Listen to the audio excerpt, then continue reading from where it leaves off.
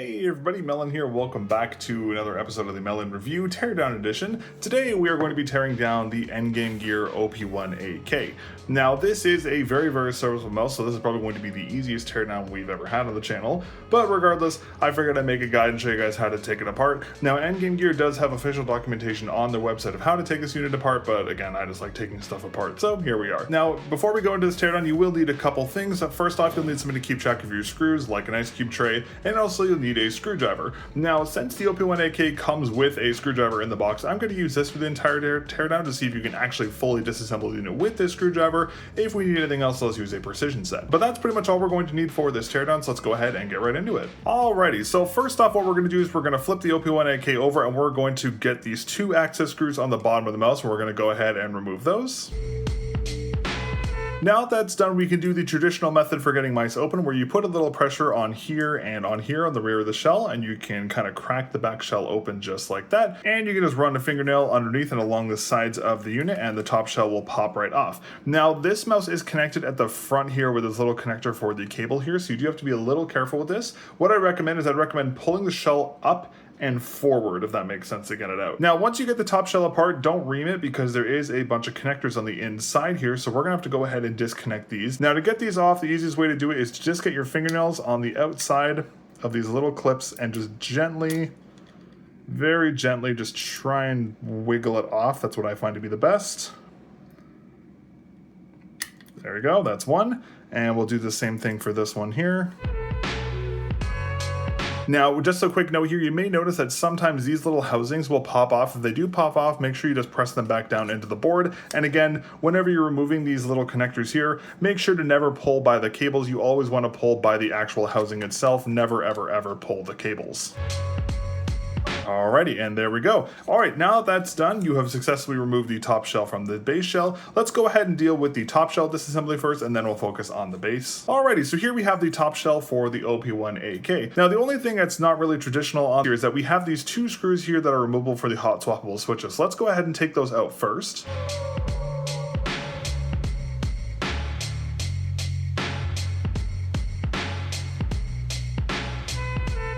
Now, once those are out, you can safely remove your click PCBs, and there's just this tiny little PCB on here with the KLGX switches on them. But that is how you take out and hot swap your main switches. So again, if you buy that switch pack from Endgame Gear, you just replace this part of your PCB, nothing else. Next up, we're gonna go ahead and remove this side click PCB. Now, to do this, we're gonna have to go take out this little screw here and this other screw here, and that should remove the housing from the side. So we'll go ahead and remove that. Alrighty, now that you remove these two screws, what you can do is you can actually just pull this entire PCB up. So I'd recommend grabbing it by the back here and just gently lifting it out, and we can remove the side click PCB here as well. And here are the KLGM 2.0 side buttons that I talked about in the full review. Now again, similar situation to the main clicks, you can just replace this piece all in one. Unfortunately, it doesn't have a removable connector. These are soldered on, but that's okay. But very easy to remove the side buttons, which is a nice attention to detail. Now next up, we're gonna go ahead and we're going to remove these side buttons. Now these side buttons are clipped in as they are with most mice, so that's pretty standard. All we're gonna have to do to remove these is just kind of get a fingernail just gently underneath this piece right here, and we should be able to pull it out relatively easily. Again, don't ream on it too much in case it doesn't come out. And the side buttons come out just like that. Now again, this does show that the side buttons aren't using the same coating as the rest of the mouse. They are their individual pieces of plastic, so this is just raw plastic, but it's still grippy enough to make them pretty usable. Again, I would have liked to see these share the same coating as the rest of the mouse, but that's a pretty minimal thing. Now that those are removed, we can go ahead and start worrying about these main clicks here. Now these are anchored in by these four screws, so one here, here, and here, so we're gonna go ahead and remove those next.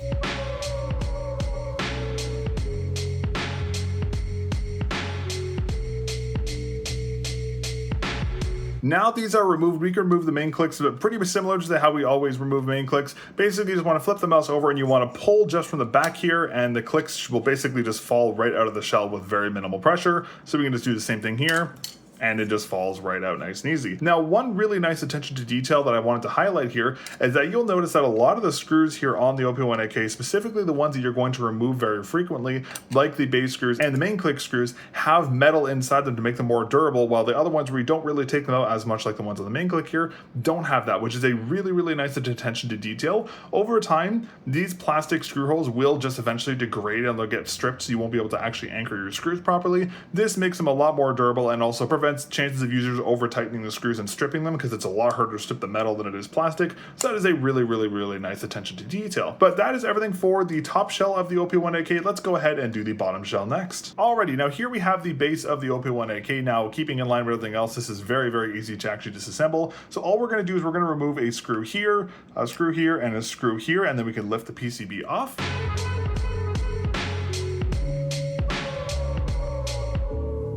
Alright, now that is removed, we can go ahead and take the PCB of the OP1AK off. We're going to do this by pulling the board straight up, just because again there are standoffs here for the scroll wheel. So we're going to go ahead and pull this straight up, and we can tilt it over, and then that reveals the wiring here. Now, the wiring does have some clips on it right here, and there is also a clip up there at the top, so we're going to have to get those out first. So what we're going to do is we're going to go ahead and very gently we're going to remove this clip here. There we go. And then we're going to go ahead and we're going to wiggle out this main connector here, which you can just pull it up and the entire piece comes out just like that. Now, you can remove the 5-pin connector here for the main power line, but I generally don't recommend removing them just because these are very difficult to get out. And if you somehow manage to break this, you're just going to make your unit inoperable. So I would leave this intact if you're taking the unit apart. Only remove this if you have to repair something on your unit. And then, of course, here we have the base here. Now, there is a base button here for the mode switch, which you can remove if you really want to. It's just clipped in with some plastic. I'm just going to leave it on here. It's not really necessary to remove it, but that is the base of the OP1AK right there. Now let's go ahead and talk about this main board. Now this is a really, really nicely designed PCB here. As you can see, there is a lot of weight cutting that has been done here as well to make the board pretty light. It is also very small, very similar to the boards we saw on the Sprime PM1 and the Sora V2, which is great to see. And then in terms of what we have on the board here, we have our main sensors. This is our Pixar 3395 DMT6QU. We have our Nuvoton 483S MCU, and then we also have the Kale GM 2.0 main button switch, and then we also have our TTC 9mm encoder here with our scroll wheel.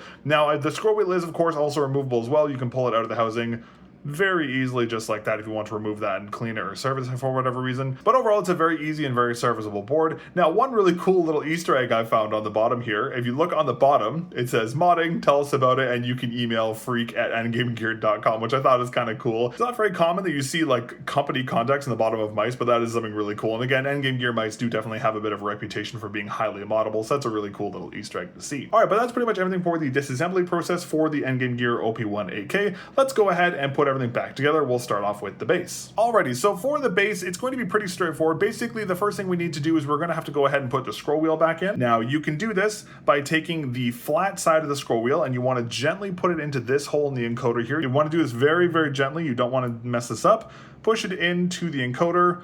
Make sure it's centered just like that, and you should be good to go. Make sure the scroll wheel still moves, make sure it still clicks, just make sure you put it in properly. If it doesn't make full contact here, maybe just pull it out just a little bit, just to make sure it makes full contact over the button here. Now, next up, we're gonna go ahead and put the main board back into here, but in order to do that, we have to put these power clips back in. So first off, we're gonna go ahead and we're going to take this little groove up here at the power line right here, and we're going to line that up with this little standoff on the board right here. So we're gonna go ahead and do that. Make sure you put the cable back in where the cable is pointed upwards. If you put it in upside down, the cable will be facing downwards. So make sure you put the cable facing upwards.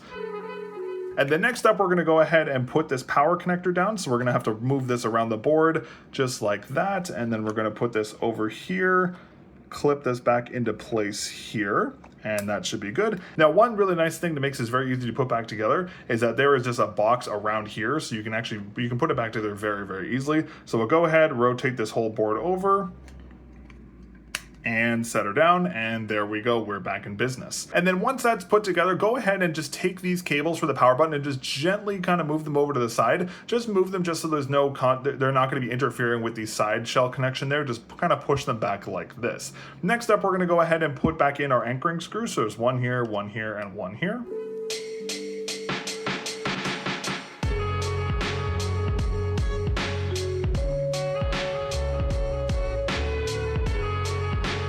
All right, well, that is pretty much everything for the base reassembly. There really isn't too much to do here. Let's go ahead and put the top shell back together, and then we'll reassemble the rest of this unit. Alrighty, so now we have the top shell. So first thing we're going to do is we're going to go ahead and put in our main clicks back together. Now, just like every other mouse we've done a teardown here on the channel, this is going to be pretty straightforward. So what you want to do is you want to go ahead and put the end of the click in through the top of the shell, just like this. And then what you want to do is you want to flip the mouse over, and you want to line up these little holes here with their standoffs. And you also have to line up this little stabilizer here. So you have to have this go over the stabilizer while also meeting the little standoffs here. So once that's done, you can go ahead and put your finger and click them into place just like that. And then we'll repeat the same process with this one. So we'll put it in from the bottom, make sure it lines up with its standoff, and we'll just gently push it in just like that, and we'll press down. Now, as always, whenever we're putting main click screws back in, be extremely careful. At the moment you feel any tension to the screws, stop screwing them in. If you over tension the screws, you will damage your unit, so be very careful of that. So we'll go ahead and put those in next.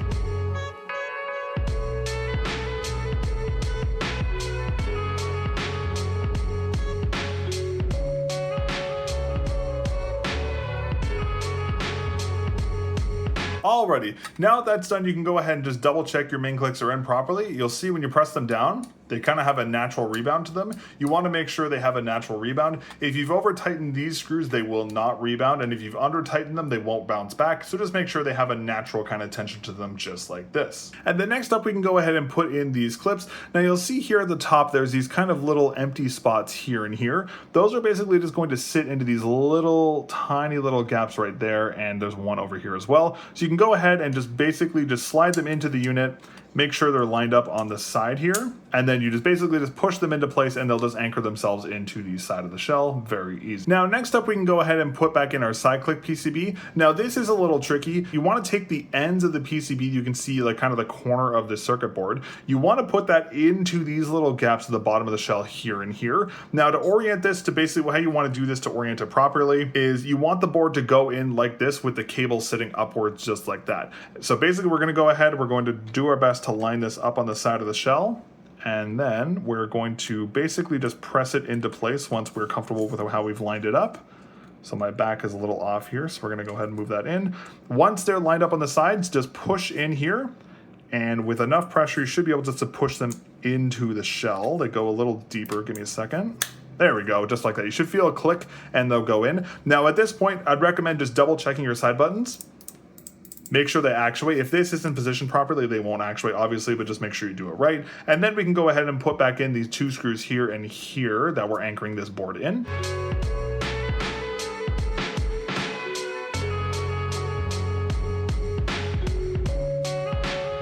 Alrighty, and then once those are tightened in, just double check and make sure your side buttons still actuate, and then if they do, you are good to go. Now, next up, we can go ahead and put back in our main click PCB here. Now, these are directional. It doesn't matter what side you put them on. What matters more is where these plugs go. We'll talk about that after. So we're going to go ahead and we're just going to gently put this over on this standoff here. Now, one tricky part about this is that if you put any pressure on the main click on the bottom of the mouse, you will push this out of the way. So I'd recommend holding it in your hand while you do this and just kind of loosely hold it like that. So hold it up like this, and then you can take your anchoring screw and you just want to gently just anchor these in. Don't screw them in all the way just yet.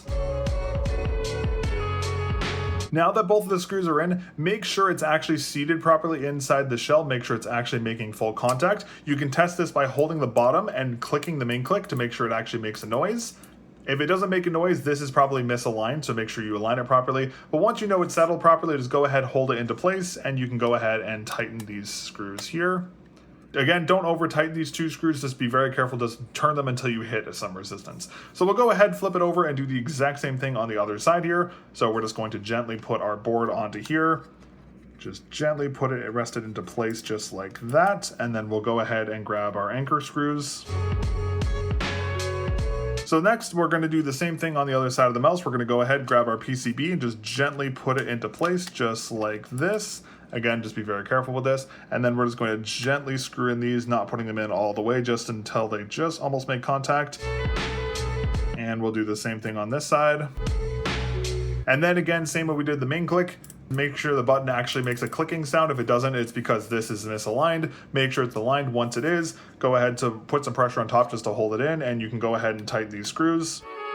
And and there you go, you are all set. Just a quick note here, make sure that these are snug. If they are a little loose, your main clicks will feel a little different, so just make sure they're snug on the inside. Alrighty, that is everything for the top shell. Now all we have to do is reassemble the top shell to the base. Now this is where this gets a little tricky, so what we're gonna have to do here is basically we have to align the right click and the left click on here to their independent pegs on here. So as you can see, this is for the left mouse button, this is for the right, and this is for the side button PCB. So just very gently, you want to go ahead and plug all these in. Again, make sure you put them into the right spots. So we're going to go ahead and do the right button first. So we're just going to have to twist this over like this, and then we're just going to gently put this into the hole here. And then once it's in, you want to take your fingernails and press in from the sides, and you want to click it in. Never press from the top of the wires because you will mess them up. And then we'll do the exact same procedure here on this side of the mouse.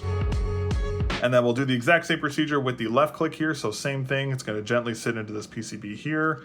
And then once it's roughly in, we're just going to go ahead and push with the sides of our fingers, click it in. And then lastly, we'll do the side button PCB, which is going to go into this bigger one here right by the MCU. So we're going to go ahead, put that into its holder roughly, taking our fingernails, pressing on from the sides and making contact just like that. Now, before you put the mouse back together, what I'd recommend doing is plugging your mouse in and just making sure all your functions still work. So test your side buttons, test your main clicks, test your scroll wheel, test your scroll wheel click. If for whatever reason either your side buttons don't work or one of your main clicks don't work, it's most likely because you didn't make full contact with these. Just take your fingernail and just press down on the sides of the clip like I showed you how to, and that should solve any problems. Alrighty, now that you've tested everything, we can go ahead and put these shells back together. So we have to do this by basically hooking the top shell of the mouse onto these little clips towards the top here. So the best way to do this is to take the mouse kind of like this, and you want to gently just put it over the top of the mouse like this until it seeds in properly. It may take a little bit of force to get it on, but it will go on eventually. And then you can just gently put the rest of the shell back together like this. Sometimes you have to press on the top just to have it make contact, but it should click on no problem just like that. And once that's done, you're pretty much good to go. All we have to do is go ahead and put in our base screws.